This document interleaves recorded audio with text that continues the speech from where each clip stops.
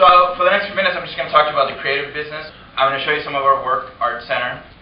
I'm going to fly through some of it, concept for the website, actual results after the client dumbed it down, or actually after the business requirements came into play. And something to keep in mind that design, if you are an artist and you think that there's artists and there's designers. Designers get paid for doing stuff for a client, and therefore it's prostitution. But White and Kennedy Tokyo for Nike. This was a DVD to influencers.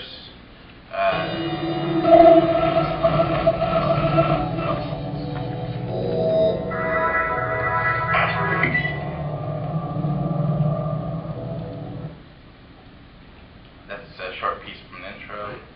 This is actually an interview. These guys are very articulate.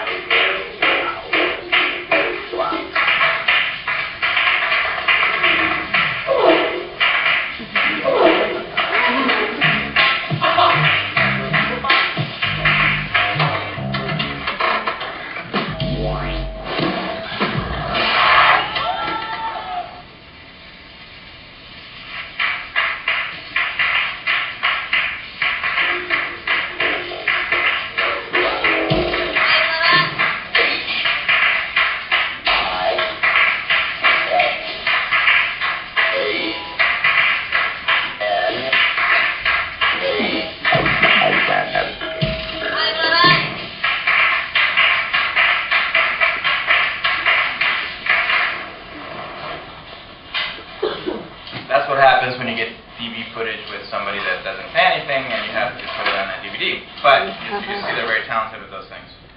Identity and website for Digital Living Project, which is an initiative to help kids with digital rights management, so don't steal music.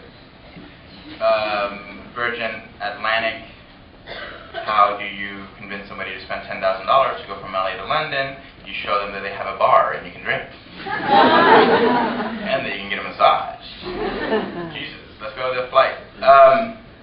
Iowa World, which is an effort from Sony and Iowa in order to reach a Pan-Asian and also global community without a lot of text and just having fun. The idea of hybrid music.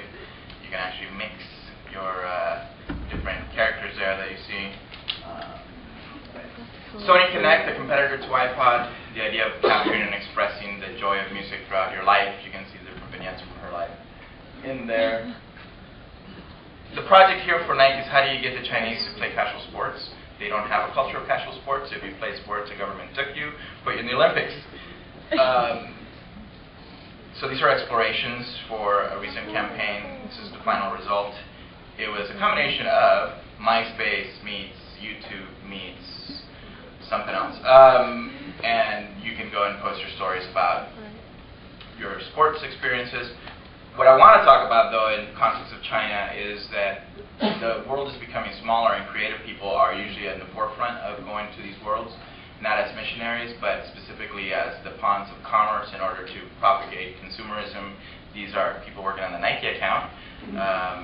And what I wanted to point out is that they're there, they've been working there for a while, and you can live in China if you want. The girl on the right is from Orange County, she's 23 and very cool.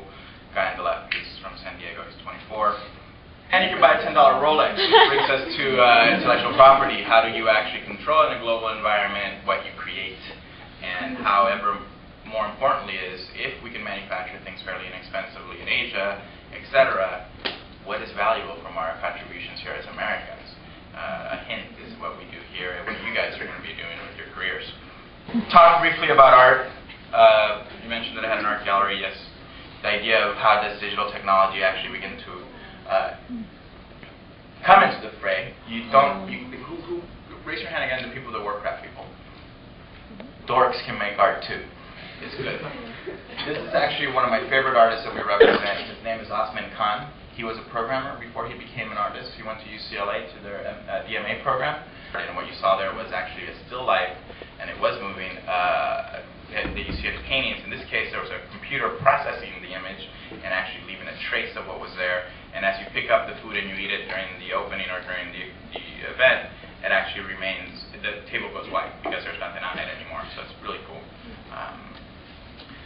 So like I said before, this is your revolution. This is not going to be your parents or the old white dudes in the boardroom that you saw in there. It's going to be up to you. And not up to you if you're a business person. It's up to everybody, obviously, but specifically what we said before, or the premise from Daniel H. Pink's book, that the creative revolution is next. Again, let's recap. What was the first revolution? Industrial. All right.